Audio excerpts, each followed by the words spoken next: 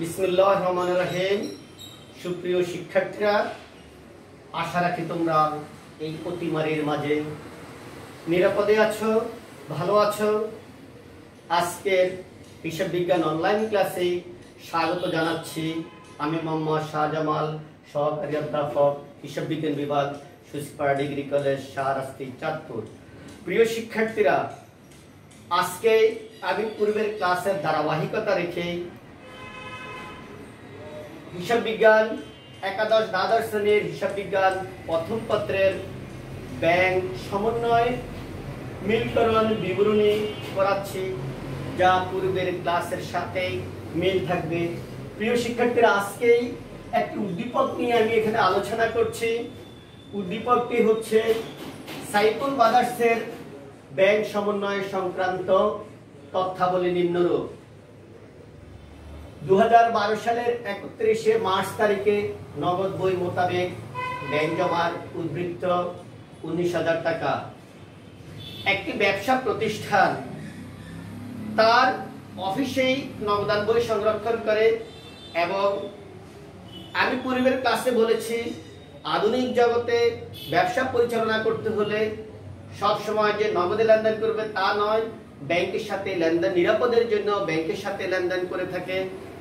আর এই প্রতিষ্ঠানটি সেইভাবেই ব্যাংকের সাথে ব্যাংক অ্যাকাউন্ট খুলে লেনদেনগুলো ব্যাংকের মাধ্যমে করে থাকে।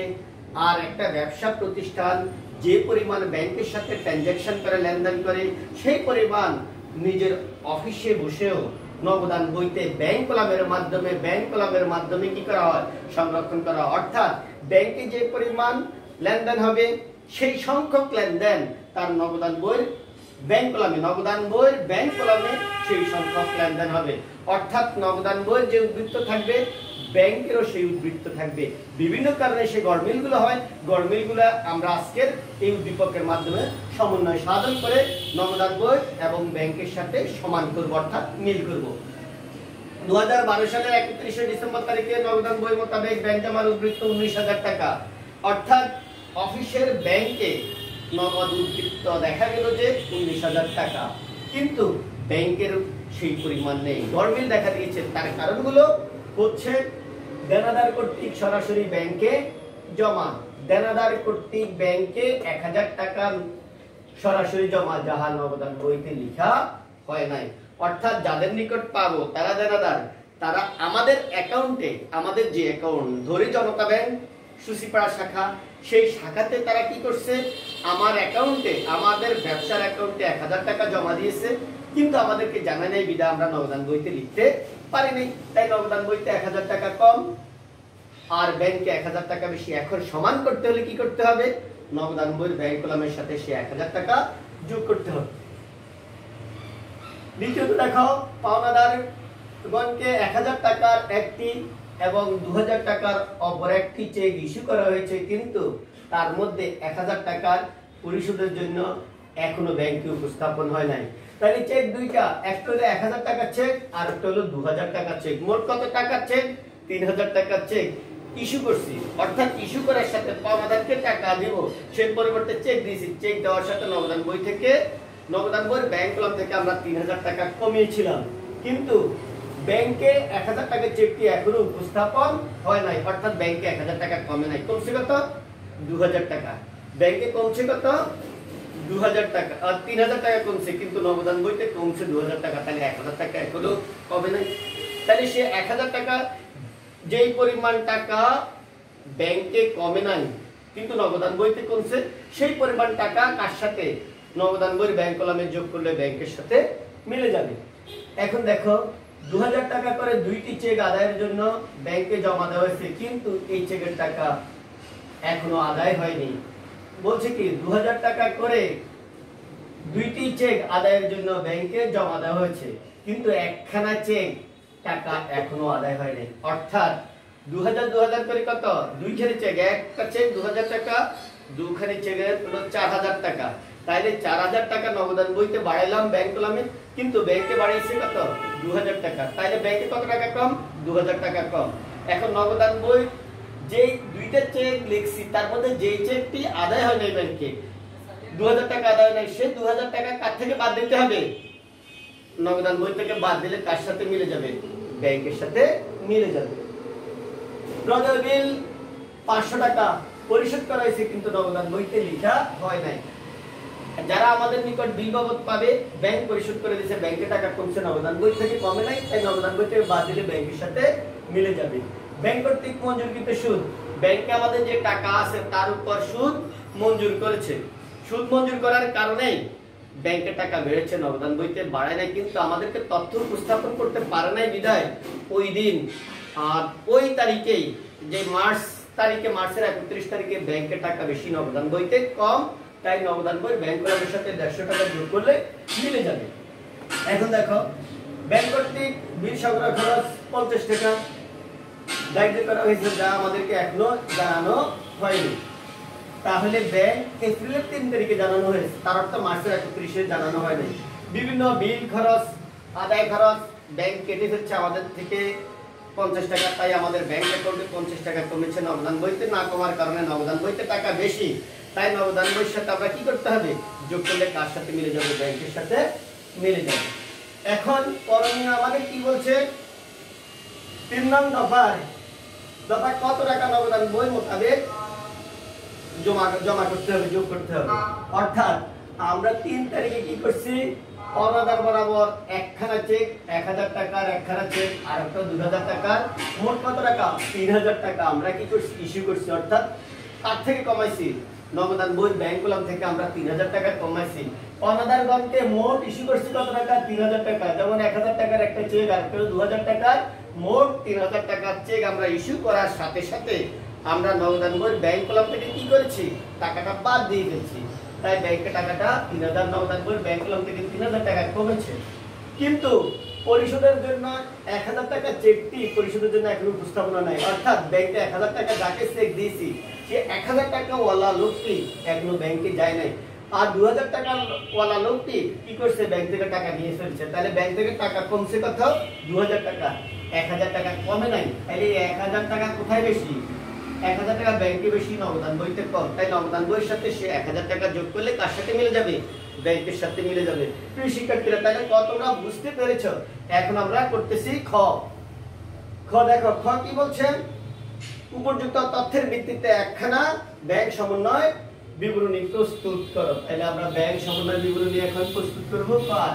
খ এর করণীয়। খ,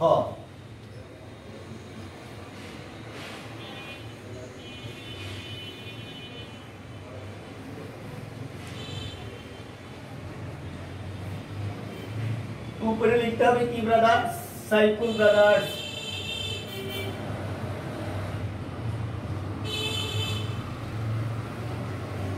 ওই সাইফুল ব্রাদার্স এর 2020 সালের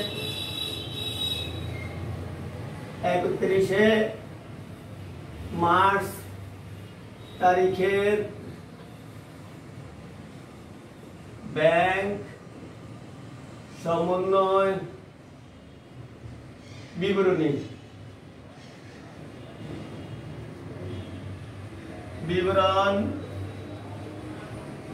বিস্তারিত টাকা। এখন দেখো, আমরা নগদান বই থেকে যদি আরম্ভ করি তাহলে কার সাথে মিলাবো? ব্যাংকের সাথে মিলাবো। তাহলে আমরা নগদান বই থেকে আরম্ভ করছি। নগদান বই মোতাবেক ব্যাংক জমার উদ্বৃত্ত কত? 19,000। নগদান বই মোতাবেক ব্যাংক জমার উদ্বৃত্ত 19,000 টাকা। এখন দেখো, আমরা নগদান বইতে দেখলাম 19,000 টাকা, কিন্তু ব্যাংকে তাই নয়। কারণ আছে, একটু আগে আমি বুঝাই ফেলছি। যেমন দেনাদার কর্তৃক সরাসরি ব্যাংকে জমা, যে টাকাটা কোথায় জমা দিয়েছে? দেনাদাররা ব্যাংকে জমা দিয়েছে, কিন্তু নগদান বইতে বাড়ে নাই, তাই আমরা একে নগদান বইয়ের সাথে বাড়াই দিলে ব্যাংক যেহেতু বাড়ছে ব্যাংকের সাথে মিলে যাবে। যোগ দেনাদার কর্তৃক সরাসরি ব্যাংকে জমা, দেনাদার কর্তৃক সরাসরি ব্যাংকে জমা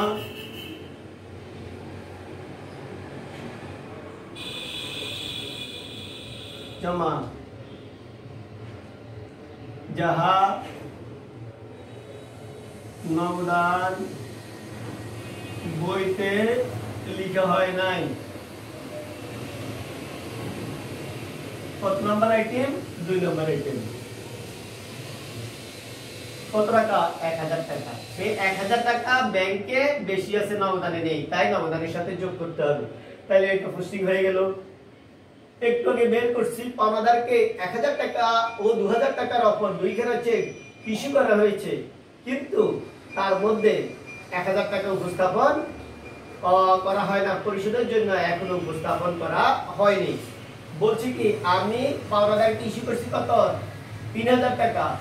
3000 টাকার মধ্যে ব্যাংকে উপস্থাপন হয় নাই কত টাকা? 1000 টাকার চেকটি ব্যাংকে উপস্থাপন হয় নাই।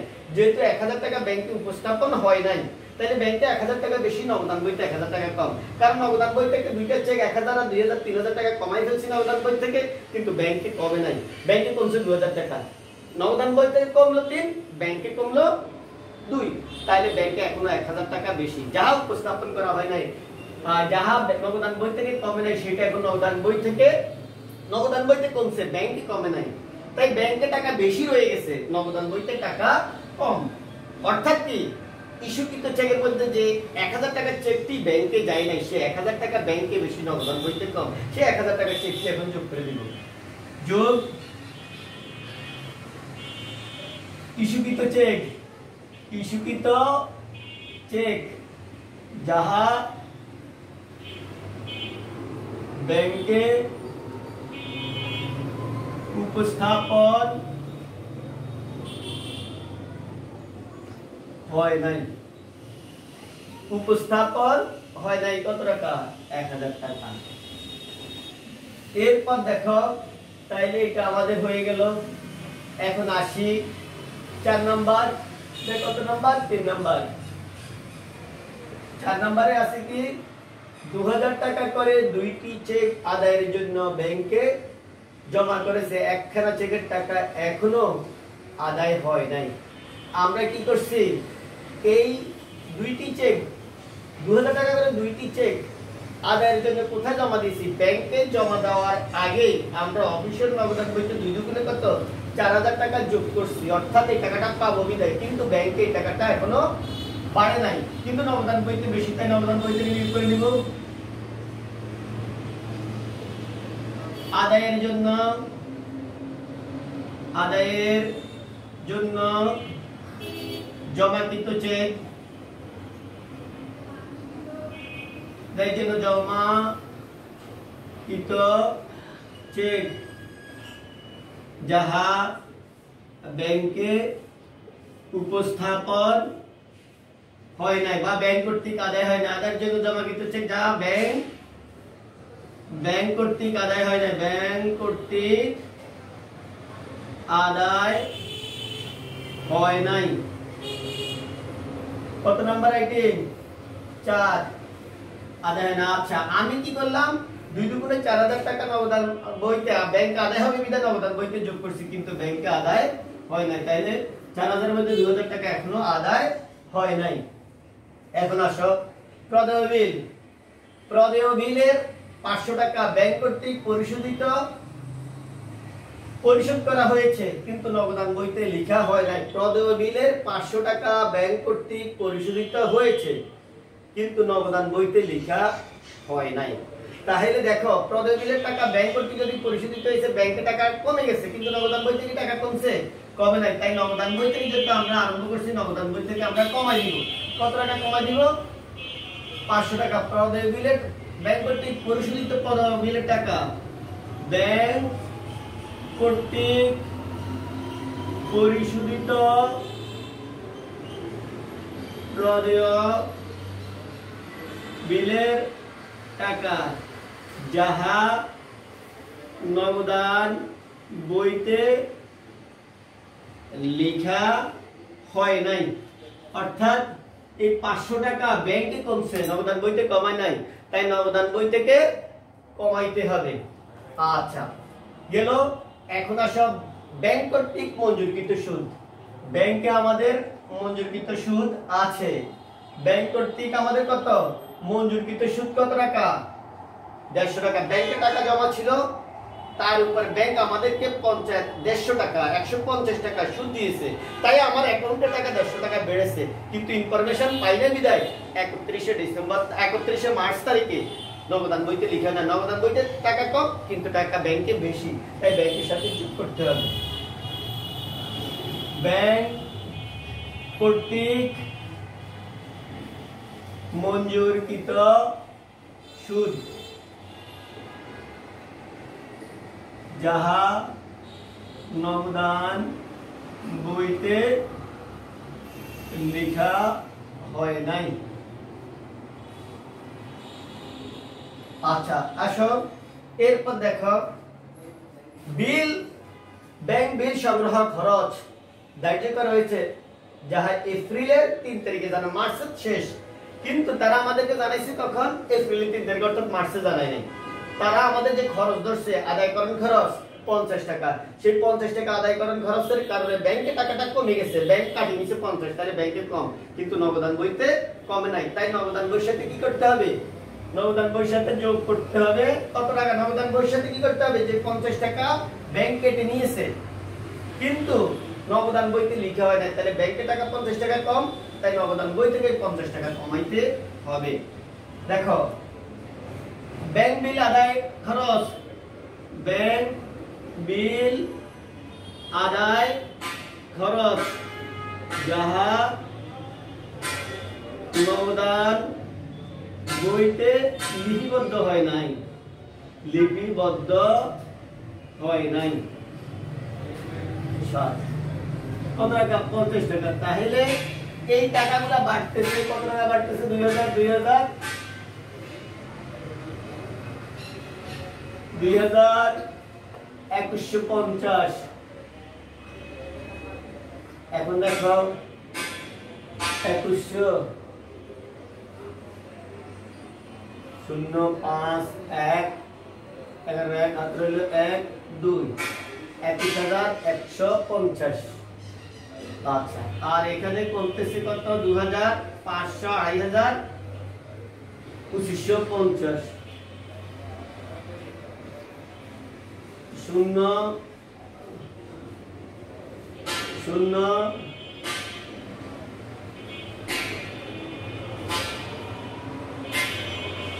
6 11 সমান 6 18 1 2 আর 1 3 3 আছে 11 সমান 8 1 18,600। নগদান বই মোতাবেক আগে করছি নগদান বই থেকে আরম্ভ, তাহলে ব্যাংক বিবরণী মোতাবেক ব্যাংক জমার উদ্বৃত্ত। দেখো তাহলে এখন তোমরা যে কাজগুলো করেছি তা আমি সমন্বয় করেছি, কেন পার্থক্য তা উল্লেখ করেছি। আশা করি এই ক্লাসটি তোমরা সুন্দরভাবে বুঝতে পেরেছো। পরবর্তী ক্লাসের আমন্ত্রণ জানিয়ে এখানে আমি আমার ক্লাস শেষ করছি। ধন্যবাদ সবাইকে।